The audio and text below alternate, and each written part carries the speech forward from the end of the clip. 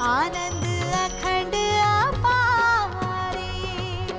शिव सनकादिक आदिक इंचित, शेष न पावत पार मेरे वाला जी, शेष न पावत पारे, शेष न पावत पारे।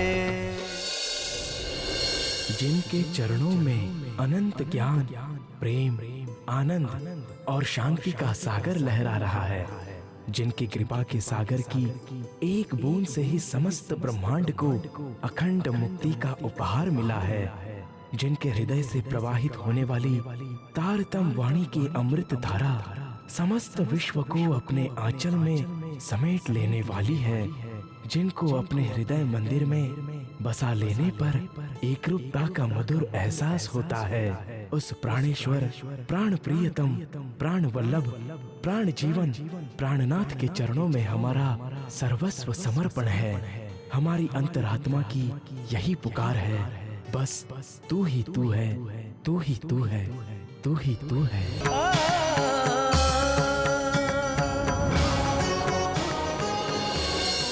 धाम के धनी की जय, बिहारी महाराज की जय।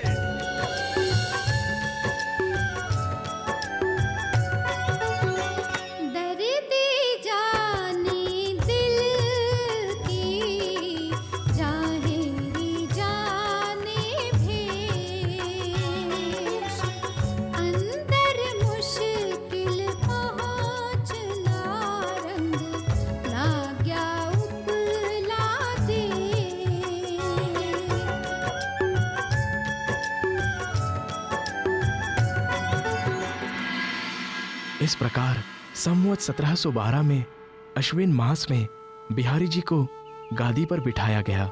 इसकी सूचना जब सभी सुंदर साथ को भेजी गई, तब अधिकतर सुंदर साथ को यह उचित नहीं लगा, क्योंकि सभी को मालूम था कि सद्गुरु धनी श्री देवचंद्र जी ने ब्रह्मज्ञान प्रचार प्रसार की जिम्मेदारी श्री मेहरराज जी को सौंपी थी और कहा था कि मेरे बाद इन्हीं के तन से संपूर्ण जागनी कार्य होना है।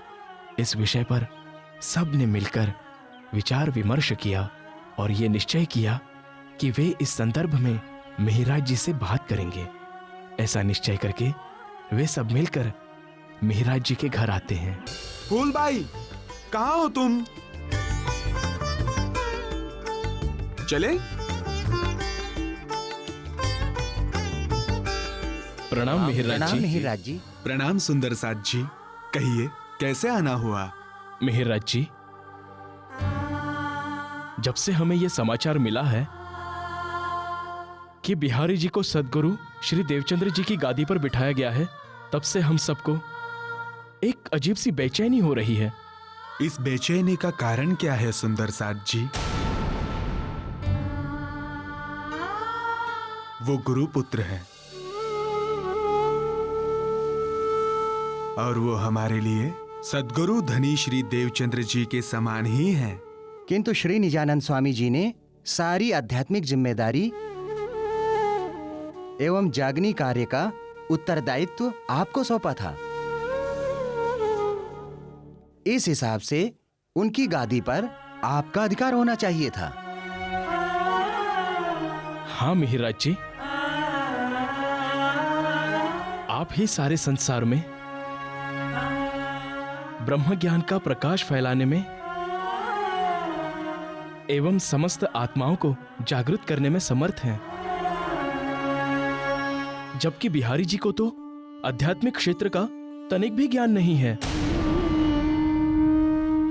ऐसे में वे ज्ञान चर्चा या जागनी कार्य कैसे कर सकेंगे? कभी कभी जैसा हम सोचते हैं वैसा नहीं होता। हो सकता है बिहारी जी को अपने ज्ञान का प्रदर्शन करने का कोई अवसर ही ना मिला हो। उन्हें थोड़ा समय तो दीजिए। सद्गुरु के पुत्र होने के नाते उनकी संगति का कुछ तो असर उन पर होगा ही। और जहां तक मेरी बात है, मैं जागनी कार्य, चर्चा, सत्संग एक सुंदर साथ के रूप में भी कर सकता हूं। किंतु का कोई प्रश्न ही नहीं है भाई। जब मैंने बिहारी जी को सद्गुरु महाराज जी के स्थान पर बिठाया है, जब मैं उनके चरणों में शीश झुका रहा हूं, तो फिर आप सबको क्या आपत्ति है? सद्गुरु महाराज ने आप सबको मेरे आदेश अनुसार चलने कहा है ना, तो मेरा आदेश यही है कि आप सब भी बिहारी जी को धाम धनी सद्गुरु माने। ठीक है, जैसी आपकी आज्ञा। चलिए। जी।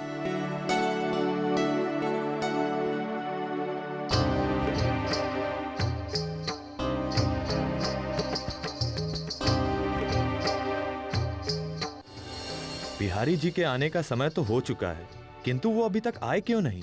थोड़ा धीरज धरो भाई, वे किसी भी समय आ सकते हैं।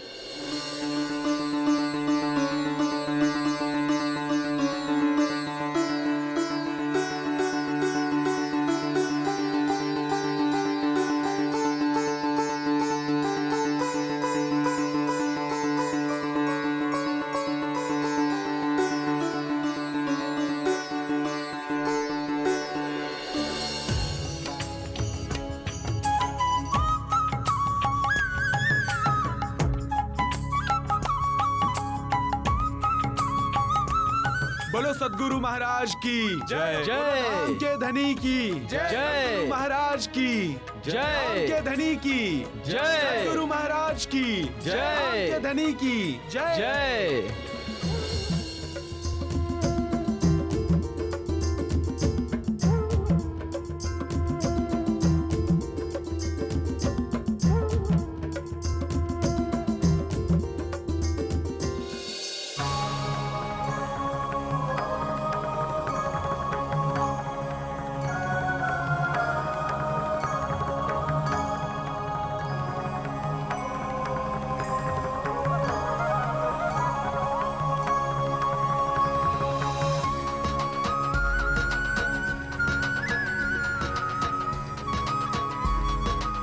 आज बिहारी को इस पद पर देखकर मानो मेरा जीवन ही धन्य हो गया।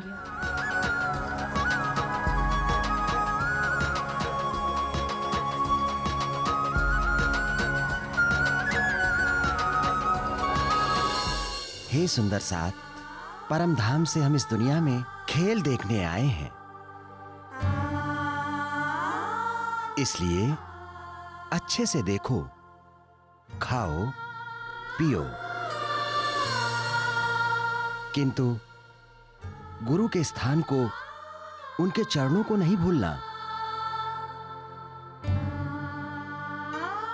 गुरु के चरणों में ही चारों धाम हैं। वो जिसे चाहें परम धाम पहुंचा सकता है, और गुरु नाराज हो गया तो वो मनुष्य 100 जन्मों में भी परम धाम नहीं जा सकता। प्रातः उठकर नियमित रूप से स्नान करो, साफ सफाई से रहो, सुबह शाम तुलसी का काढ़ा पियो,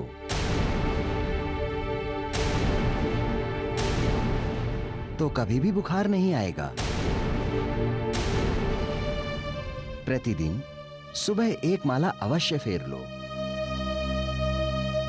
फिर यहां सत्संग में आ जाओ। सुबह शाम नियमित रूप से मेरी चर्चा सुनो। आपकी आत्मा निश्चित रूप से परम धाम पहुंच जाएगी।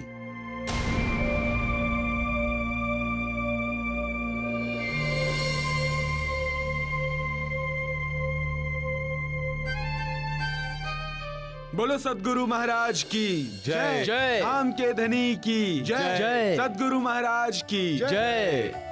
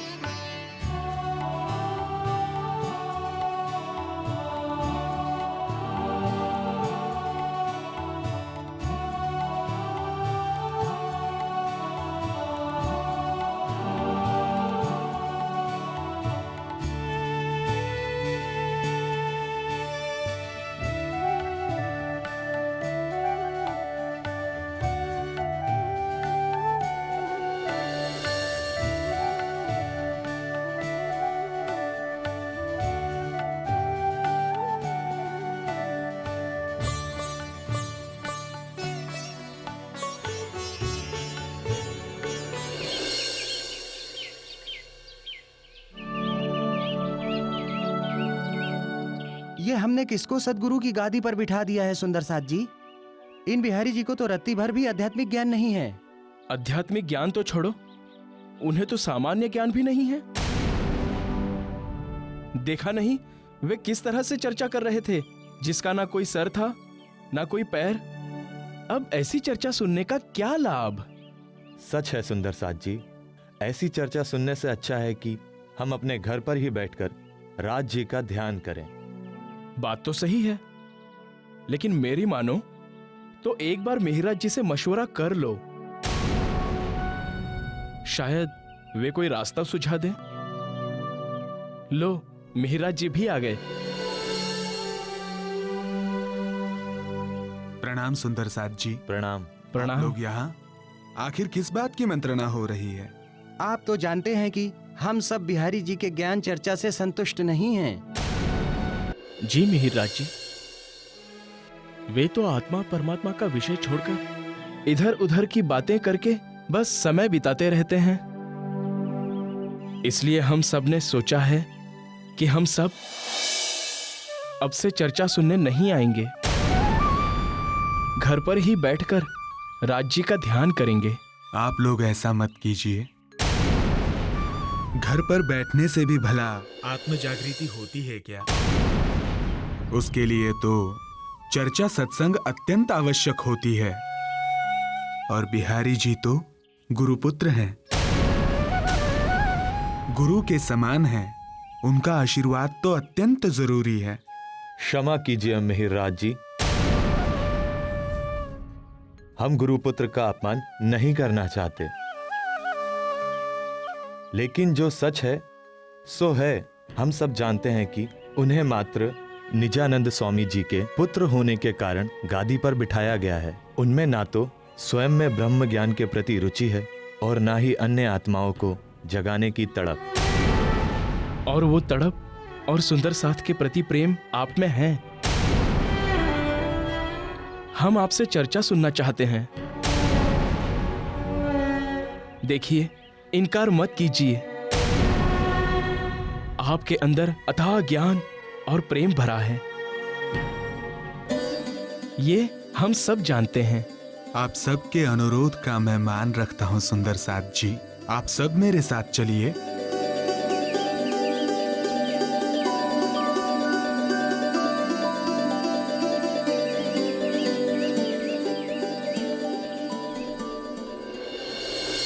प्यारे सुंदर साथ जी, परम धाम से हम सभी आत्माएं इस नश्वर जगत में दुख का खेल देखने आ गईं। इस नश्वर देह में जैसे ही हमारी आत्मा ने प्रवेश किया,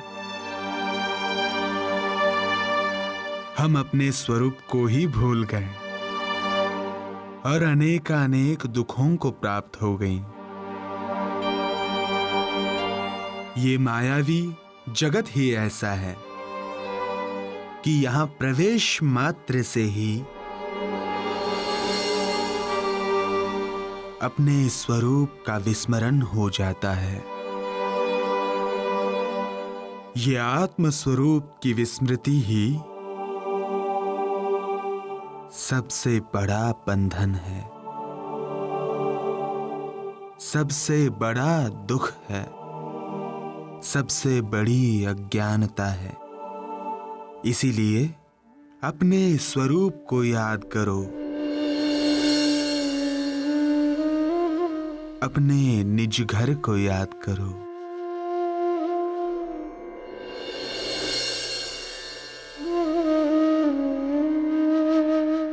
हम आत्माओं और प्रियतम परब्रह्म श्री राज जी की मिलन स्थली रंग महल, यमुना जी, सातों घाट, हौज कौसर ताल, पुखराज पहाड़ के सुख याद करो। वहां के कण कण में चेतनता, प्रेम, सुगंधी, नरमाई और करोड़ों सूर्य का शीतल प्रकाश समाया है। वहां के वृक्षों का एक पत्ता भी कभी नहीं गिरता है, ना ही फल कम होते हैं। इच्छा के अनुसार वहां ऋतुएं आती जाती हैं। याद कीजिए सुंदर साथ जी, किस प्रकार हम अपने धनी से प्रेम पूर्वक मिलते थे, किस प्रकार हम सब सखियां प्रेम व आनंद की लीला में दिन रात डूबे रहती थीं। याद करो किस प्रकार धाम धनी हमें पल पल प्रेम करते एवं रिझाते थे।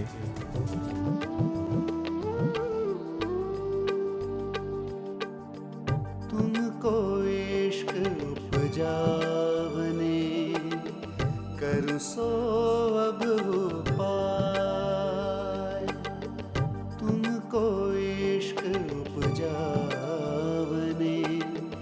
करूं सो अब हो पाए। पूर चलाऊं प्रेम को जोया ही में छाक छकाए। पूर चलाऊं प्रेम को जोया ही में छाक छकाए। तुमको इश्क उपजावने करूं सो अब हो पाए।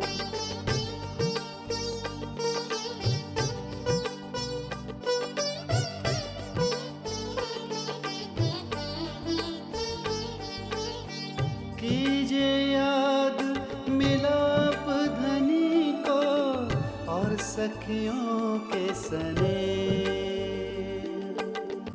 रात दिन रंग प्रेम में विलास किए हैं जे।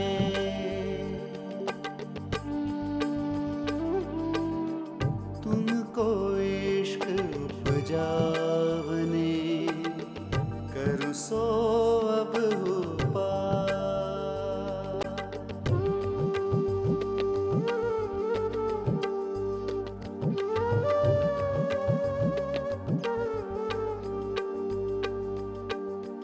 निश दिन रंग मोहलन में साथ क्षमा जी शाम। याद करो सुख सब अंगो जो करते आठों जान।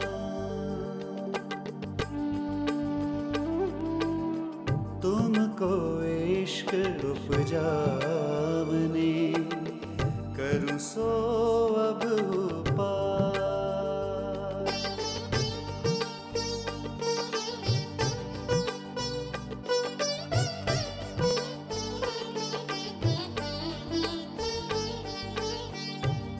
ही अपनी जागनी जो याद आवे निज सुख। इश्क याही सो आवही याही सोये सन्मुख।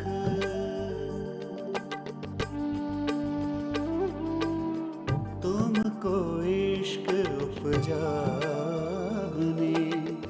करूं सो अब हो पाए।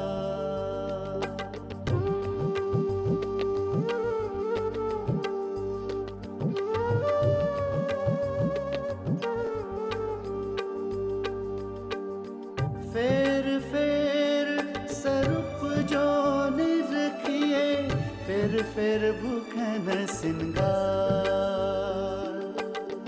फेर फेर मिलावा मुल्का फिर देखो मनुहार। तुमको इश्क उपजावने करूं सो अब पाए।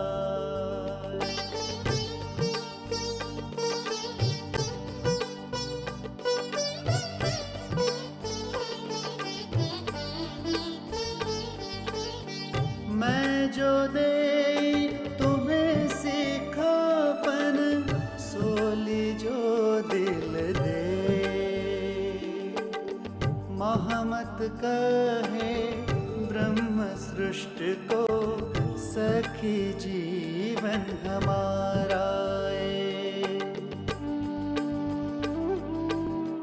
तुमको इश्क उपजावने करूं सो अब पार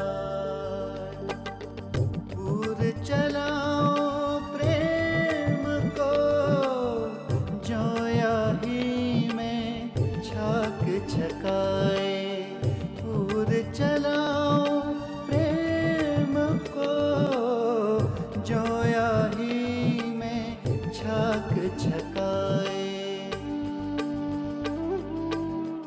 तुमको इश्क उपजावने करूं सो अब पार तुमको इश्क उपजावने करूं सो अब पार।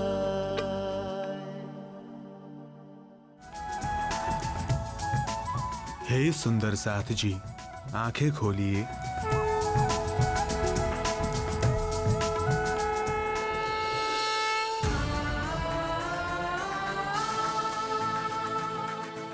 आपकी चर्चा सुनकर मन को अपार शांति मिली है मिहिरराज जी। ऐसा लग रहा था जैसे हमारा हृदय आनंद के सागर में गोता लगा रहा हो। हमें निज घर प्रियतम श्री राज जी एवं निज स्वरूप की भी काफी समझ आई है। हाँ मिहिरराज जी, जब आप चर्चा कर रहे थे उस समय ऐसा लग रहा था कि जैसे स्वयं धामधनी प्राणों के नाथ राज जी आपके अंदर विराजमान होकर परम धाम का वर्णन कर रहे हो। हाँ मिहिरराज जी, मुझे भी ऐसा ही लगा कि जैसे स्वयं अक्षरातीत प्राणनाथ आपके अंदर विराजमान होकर चर्चा कर रहे हो। आज से हम प्रतिदिन आपके ही मुखारविंद से चर्चा सुनेंगे। नहीं नहीं, आप लोग ऐसा मत कहिए, ये गुरुपुत्र बिहारी जी की महिमा के विरुद्ध है। धाम धनी सद्गुरु जी की गादी पर विराजमान होने से वो हमारे लिए धाम धनी सद्गुरु महाराज के ही समान है। इसीलिए आप सबको बिहारी जी के पास चर्चा सुनने जाना ही होगा, उनके चरणों में प्रणाम करना ही होगा, ताकि सद्गुरु जी की गादी की शोभा बनी रहे। और जब भी संभव होगा उनकी चर्चा के पश्चात श्री राज जी के आदेशानुसार मैं भी चर्चा सुनाने का प्रयास करूंगा। अब आप लोग जाइए और मैंने जो कहा है उसका पालन कीजिए।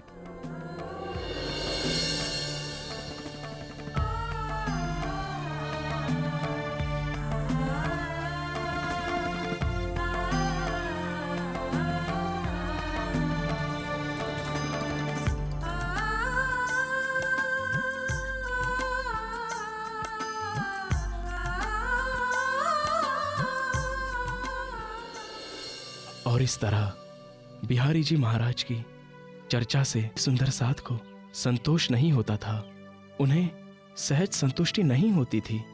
तब मिहिरराज जी सब सुंदर साथ को चर्चा सुनाने लगे।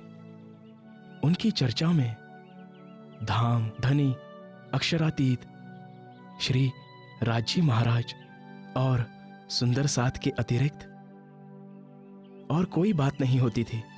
इस प्रकार चर्चा करते करते उनके हृदय में क्षर अक्षर अक्षरातीत एवं परम धाम के रहस्य प्रकट होने लगे, जिससे मिहिरराज जी का हृदय अपार आनंद और उत्साह से भर गया कि अक्षर से परे अक्षरातीत पर ब्रह्म का सच्चिदानंदमयी दिव्य परम धाम हमारा घर है। हम प्रियतम पर ब्रह्म की आत्मरूप सखियां हैं और अक्षरातीत प्रियतम श्री राज जी के चरणों में ही बैठी हैं। ये खेल तो मात्र स्वप्नवत है। वे ब्रह्मात्माएं इस समय इस मायावी जगत में मनुष्य तन में प्रकट हुई हैं, तो उनकी सेवा का अवसर फिर कब मिलेगा? फिर उन्होंने सोचा कि धन के बिना सेवा भी कैसे संभव है। ऐसा विचार करके उन्होंने बिहारी जी से नौकरी करने की अनुमति मांगी।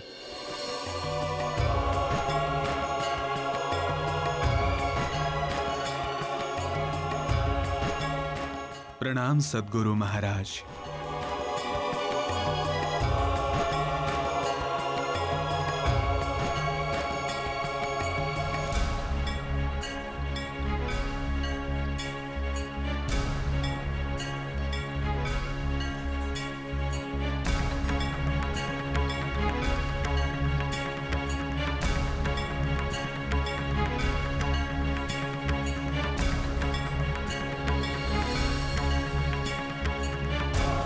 हे बिहारी जी महाराज,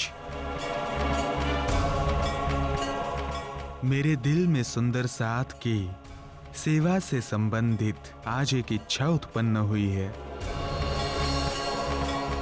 इसके लिए मुझे आपकी अनुमति चाहिए। कहिए मेहराज जी, क्या इच्छा है आपकी? जी, मेरी इच्छा है कि यहाँ जो भी सुंदर साथ आते हैं उन सबके भोजन आदि की सेवा मैं करूं। ये तो बहुत ही अच्छी बात है मेहराज जी। सेवा से बढ़कर कुछ नहीं है। किंतु इसके लिए धन की भी काफी आवश्यकता होगी। इसलिए मैं सोच रहा हूं कि राज दरबार में कोई नौकरी कर लूं। ये ठीक रहेगा। मेहराज नौकरी में रहेगा तो सुंदर साथ को चर्चा भी कम सुनाएगा, जिससे मेरी महिमा कम होने का खतरा भी नहीं रहेगा, और सेवा में कुछ धनराशि भी मुझे भेंट में प्राप्त हो जाएगी। ये तो बहुत अच्छी बात है मेहराज जी। आप शीघ्र ही नौकरी के लिए आवेदन कीजिए। मेरा आशीर्वाद तुम्हारे साथ है। आपका बहुत बहुत आभार बिहारी जी महाराज। मैं कल ही इसके लिए मंत्री महोदय से मिलने जाऊंगा। अब मुझे आज्ञा दीजिए। प्रणाम।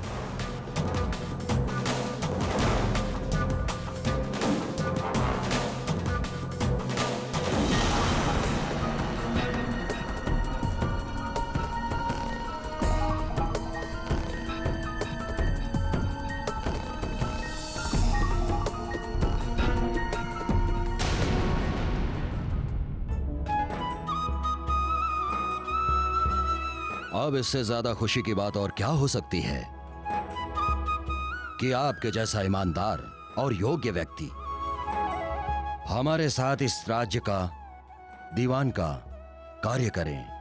ये तो आपका बड़प्पन है मंत्री महोदय कि आपने मुझे इस योग्य समझा। तो क्या मैं अपनी नियुक्ति पक्की समझूं? बिल्कुल। आप आज से, बल्कि अभी से अपना पदभार संभाल लें। आपका बहुत बहुत धन्यवाद मंत्री महोदय। मैं कल से ही सारा कार्य संभाल लूंगा। अब मुझे इजाजत दीजिए। प्रणाम। प्रणाम।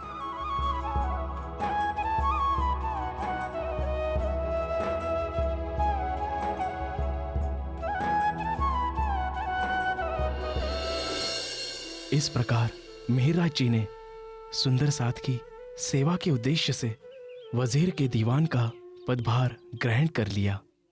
इससे उनका शारीरिक श्रम बढ़ गया और समय की भी कमी होने लगी, किंतु फिर भी उन्होंने सुंदर साथ की सेवा में कमी नहीं आने दी। प्रतिदिन प्रातः ब्रह्म मुहूर्त में ही उठ जाते थे, फिर स्नान ध्यान करके बिहारी जी की सेवा में हाजिर हो जाते थे। बिहारी जी की चर्चा श्रवण करने के पश्चात एकांत में सभी सुंदर साथ को चर्चा सुनाते थे। फिर भोजन करके दरबार जाते थे। दरबार से राज कार्य करके शाम 4:30 बजे वापस आकर पुनः सुंदर साथ की सेवा में हाजिर हो जाते थे और उन्हें परमधाम का ध्यान कराते थे। इस प्रकार सभी सुंदर साथ आत्मिक आनंद में मग्न होने लगे। किंतु तभी बिहारी जी की क्रूर एवं निष्ठुर मनोवृत्ति के कारण एक हृदयद्रावक घटना घटी। जब मेहरराज जी भी राजकार्य से बाहर गए हुए थे, उस समय गंगादास नाम का एक सुंदर साथ बिहारी जी से विनती करता है।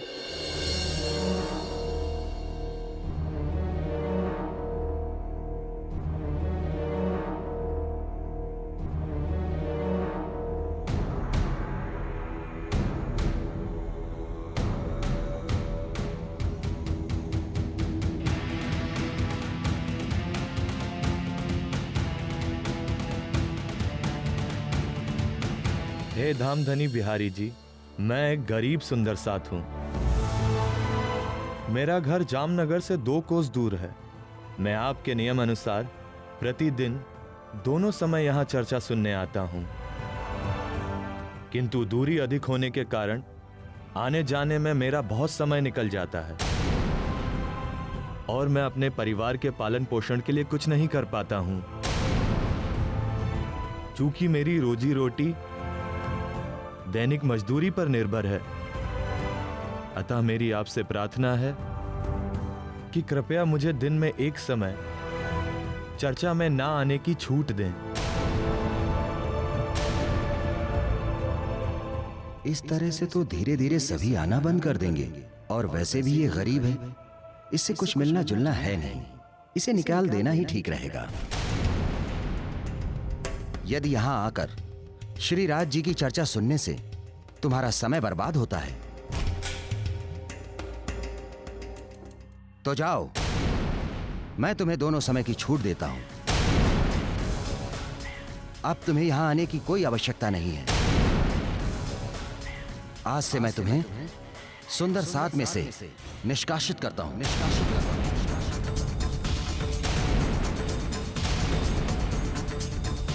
ऐसा मत कहिए गुरु महाराज,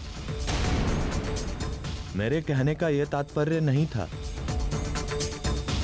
मैं तो बस इतना कहना चाहता था कि मैं बहुत दूर रहता हूं और आने जाने में समय बीत जाता है, किंतु कोई बात नहीं, मैं दोनों ही समय आऊंगा। आप मुझे मेरे कथन के लिए क्षमा कर दीजिए। तुम्हें क्षमा नहीं, दंड मिलेगा गंगादास। नाग जी, तुम इसी समय गंगादास को यहां से बाहर निकाल दो।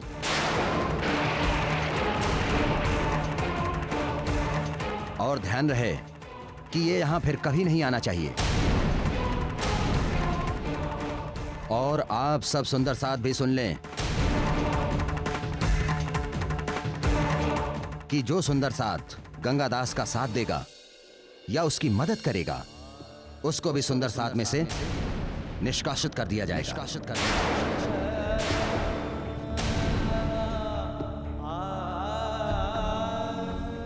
मुझे क्षमा कर दीजिए महाराज, मुझे क्षमा कर दीजिए महाराज। इतने कठोर मत बनिए गुरु महाराज, मुझ पर दया कीजिए। मैं अपने कहे शब्द वापस ले लेता हूँ और आपसे क्षमा मांगता हूँ। मुझे यहाँ से मत निकालिए।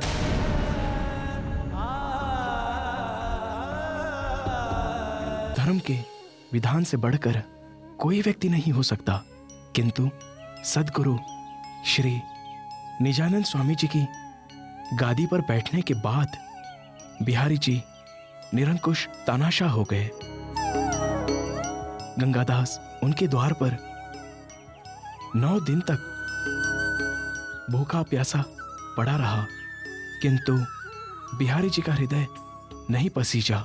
बिहारी जी के डर के कारण किसी सुंदर साथ ने उनकी सहायता नहीं की।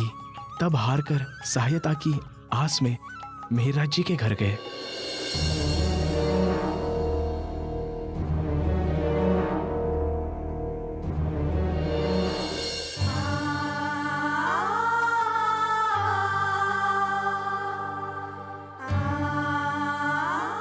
प्रणाम।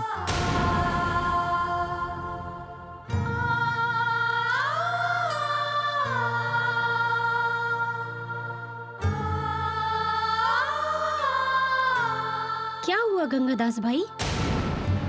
आपकी ये हालत कैसे हुई? असल में मैंने बिहारी जी से एक समय चर्चा में ना आने की छूट मांगी थी।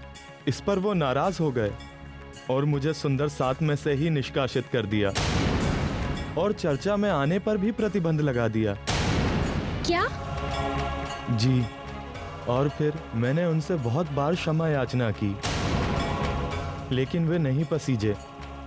उसके बाद पूरे 9 दिनों तक मैं भूखा प्यासा इस आस में उनके दरवाजे पर पड़ा रहा कि वो मुझे क्षमा कर देंगे, लेकिन बिहारी जी ने मुझे क्षमा नहीं किया। हे धामधनी, ये तो बड़ा बुरा हुआ आपके साथ।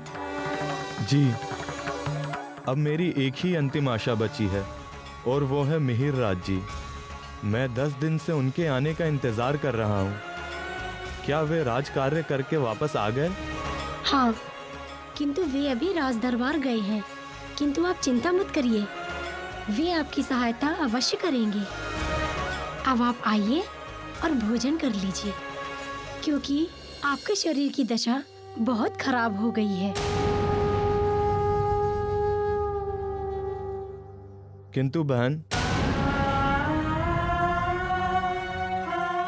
बिहारी जी का आदेश है कि जो मेरी मदद करेगा, मुझे भोजन कराएगा या पानी पिलाएगा, वो भी सुंदर साथ से निष्कासित कर दिया जाएगा।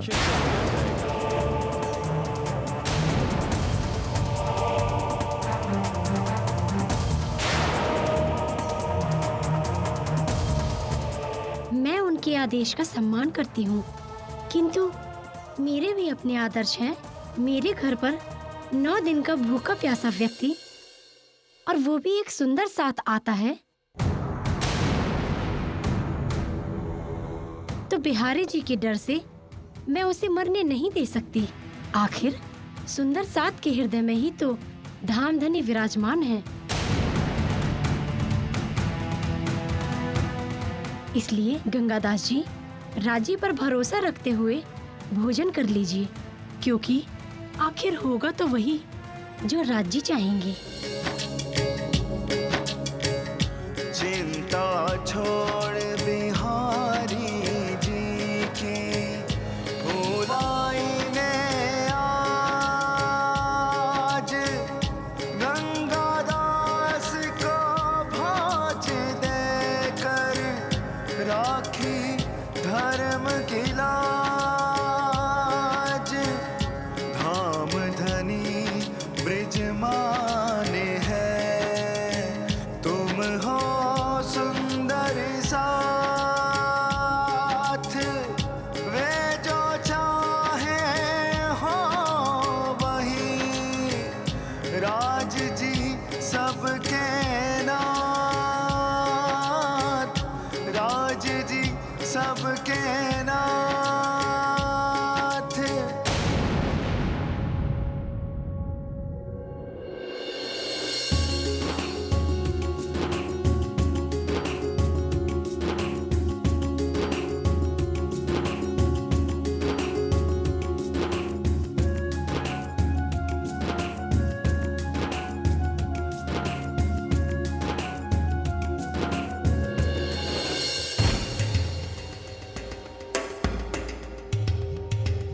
माफ करना मामा जी, मैं आपके भोजन के समय ही ये बात कह रहा हूँ, किंतु बात ही कुछ ऐसी है कि प्रतीक्षा नहीं कर सकते।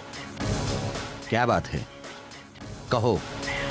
मिहिराज जी की पत्नी फूलबाई गंगादास को भोजन करा रही थी।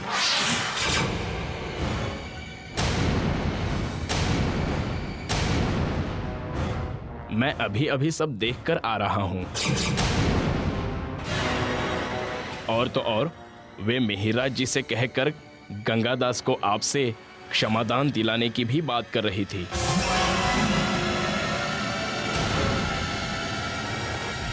लगता है मिहिरराज की पत्नी को अपने आप पर और अपने पति पर बहुत घमंड है, इसलिए वो मेरे आदेश की अवहेलना कर रही हैं। किंतु वो नहीं जानती कि मैं उनका ये घमंड एक पल में ही तोड़ सकता हूं। नाग जी, जब शाम को मिहिरराज राज दरबार से यहां आए तो उन्हें दरवाजे में ही रोक देना और कह देना कि उन्हें और उनकी पत्नी को हमने सुंदर सात में से बहिष्कृत कर दिया है। जी मामा जी।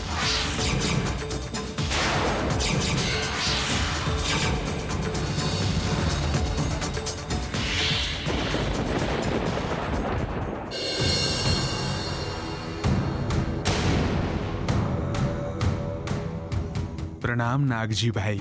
रुको रुको, तुम अंदर नहीं जा सकते। अंदर नहीं जा सकता? आखिर क्यों? बिहारी जी महाराज का यही आदेश है। लेकिन उन्होंने ऐसा आदेश क्यों दिया? आखिर मैंने कौन सा अपराध किया है? तुमने नहीं, तुम्हारी पत्नी ने किया है।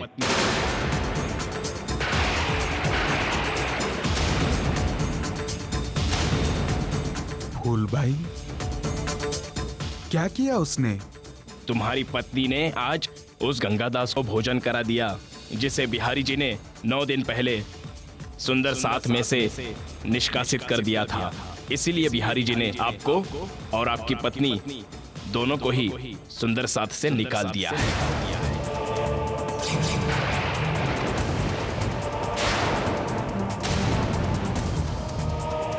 ये सब क्या हो गया?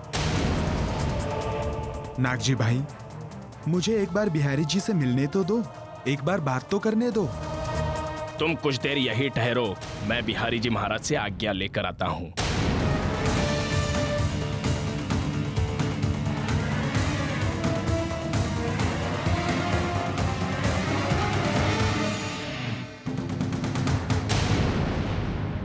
प्रणाम गुरु महाराज जी।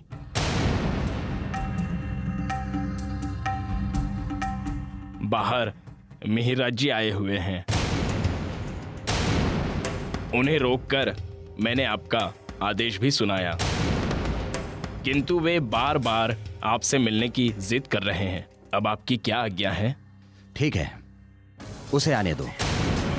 जो आज्ञा गुरु महाराज।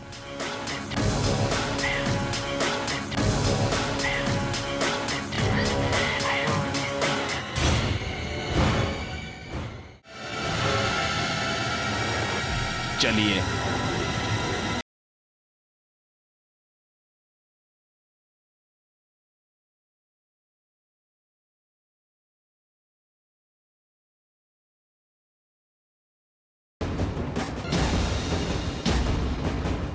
प्रणाम सद्गुरु महाराज।